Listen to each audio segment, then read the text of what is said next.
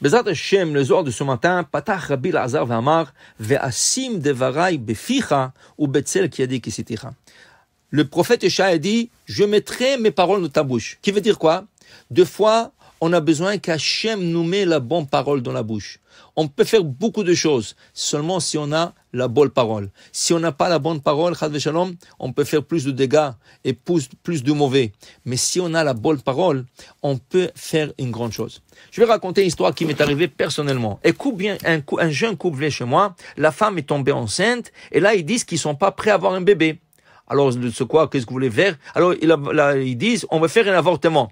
On sait que c'est interdit, mais écoutez, mais je vois que le couple, il connaît un peu Torah. Je dis, mais vous savez que selon la Torah, c'est interdit, mais écoutez, on n'est pas prêt. Quand on a parlé à ça, le mari n'a pas encore, il n'est pas encore stable. Je leur ai dit, laissez-moi penser une seconde, et là, Hachem me met le parole dans la bouche. Il dit comme ça. Je leur ai dit comme ça. Vous connaissez un peu de loi juive? Oui. Alors, voilà. Dans la cuisine, vous avez des œufs. Vous prenez un œuf, vous voulez faire une omelette. Vous cassez l'œuf et vous voyez que dans la partie jaune de l'œuf, il y a un point rouge ou un point noir. Qu'est-ce que vous faites? Tous les deux, ils ont dit tout de suite, on jette l'œuf. Pourquoi? Ça, ils ne savaient pas. Ils disent, on ne sait pas, mais on sait que c'est la loi. Je vais vous expliquer pourquoi. Si vous trouvez un point rouge ou un point noir dans le blanc de l'œuf, ceci est considéré comme une saleté. Alors, vous prenez le morceau, le petit point, vous le jetez et vous mangez le reste de l'œuf. Vous faites une omelette, un œuf, tout ce que vous voulez faire avec. Donc, si vous trouvez un point rouge, un point noir dans le jaune de l'œuf, qu'est-ce que ça signifie? Ceci signifie le commencement d'une formation d'un poussin, d'un bébé. Alors, dans ce cas, à partir de ce point, il y aura des veines qui vont commencer à s'étirer, il y aura des os qui vont commencer à se former, il y aura de la chair qui va commencer à se mettre sur les os, et il y aura un petit poussin qui va pousser tout ça. Ce point de départ, c'est le début d'une vie. Dans ce cas, nous considérons le point comme un poussin, et comme ce poussin n'a pas été égorgé, il est interdit de manger. Dit la Gemara, ceci est considéré comme terefa, un poussin qui n'a pas été égorgé, c'est non cochère, on jette tout l'œuf. Le deux me regarde et dit, waouh, on ne savait pas ça. Il dit oui. Alors, revenons à notre question. Si la femme est tombée enceinte, et ils ont dit, ah, mais ça peine 1 mois et demi. Oui, mais dès qu'elle est tombée enceinte, il y a un petit point. Ce petit point va se développer en veine, en chair, en os, tout ce qu'il faut. Ça veut dire que la vie du bébé a déjà commencé. Alors, vous voulez tuer une vie de bébé? Le deux se regarde et disent, vous avez raison. On ne va pas le faire. Eh bien, au Hachem, ils ne l'ont pas fait. Pour vous dire, voilà, regardez, des fois, quand je te donne la bonne parole, Ken, oui, c'est sûr, il y a des cas halachiques où on permettra de faire un avortement au tout début de la grossesse. Mais ça, c'est des cas par cas, ça, c'est des cas très particuliers. En plus de ça, je dois vous dire, pourquoi je dis qu'Hachem a mis la parole dans la bouche? Parce que aujourd'hui, les œufs sont des œufs artificiels.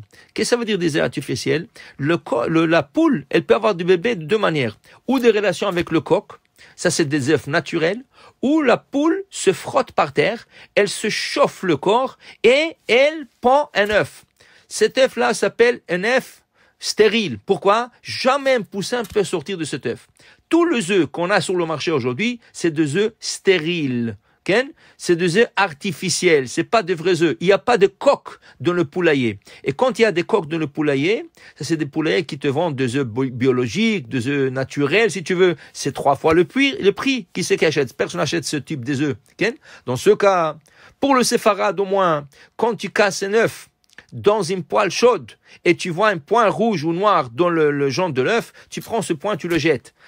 Pour les Ashkénazes, quand tu casses un œuf dans une poêle chaude et tu vois le jaune ou le rouge, qu'est-ce qu'il faut faire? Il faut jeter tout l'œuf, il faut cachériser la poêle parce que c'est pas cachère.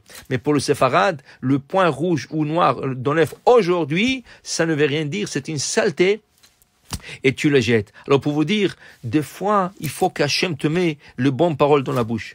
Continue le Rabbi Lazar, il dit, alors c'est très important, Tanenan, Kol Barnash, Dishtadel, Bemidoraita, tout celui qui étudie de la Torah, Visifadem Achashan Oraita, et il prononce, il sort de la bouche le parole de la Torah, Kutsha Berichu Chafia Alev Shrinta par Saganfa. Akosh Baruch Hu, il vient, il le protège, et il le met comme sous ses ailes, pour le protéger, pour dire, quand on étudie, quand on prie, c'est important de réciter et prononcer et se faire entendre un peu, pas à voix basse. C'est la raison pourquoi toujours on a des doutes. Est-ce que je fais Boré Priaetz? Est-ce que je fais Sheakol? Est-ce que je fais Bracha Achrona? Est-ce que je fais cette prière? Est-ce que je dis ça? Pourquoi on ne se rappelle pas? Parce qu'on le dit à voix basse. On s'entend même pas nous-mêmes. Quand tu le prononces, tes oreilles écoutent et là, la mémoire aussi, elle travaille. Et c'est très important. Pourquoi? Dit Rabbi Lazare, pas seulement pour se rappeler, parce qu'il y a une protection divine spéciale qui vient quand on prononce et on sort de notre bouche les paroles de Torah. Baruch Adonai Le'olam. Amen. Amen.